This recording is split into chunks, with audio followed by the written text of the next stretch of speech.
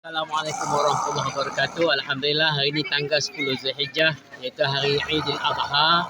Alhamdulillah Aidil Adha pada tahun ini di Mak Tafi Watar Darul Iman cukup meriah. InsyaAllah kita akan sembelih korban sebanyak 30 ekor lembu tahun ini. Mana rekod lah. Alhamdulillah, terima kasih banyak kepada semua yang turut menyertai dalam program korban pada tahun ini. Dan program korban kita berkonsepkan bergotong royong bersama dengan masyarakat, dengan pihak Mahat dan masjid. Alhamdulillah, bersama dengan kerjasama daripada pihak JPKK Tuk Jing dan UDM Tuk Jing. Alhamdulillah. Jadi alhamdulillah hari ini hari pertama kita akan sembelih 15 ekor lembu. Dan lembu alhamdulillah pada tahun ini kita buat 3 kategori.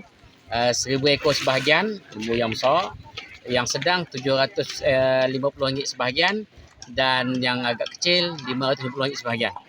Dan kita juga ada kambing dan bibir ialah alhamdulillah pada tahun ini. Jadi terima kasih kepada semua yang turut serta memberi sokongan pada Mahat Tafi Watar Darul Iman untuk kita sama-sama menyemarakkan syiar Aidil Adha bagi umat Islam pada tahun ini.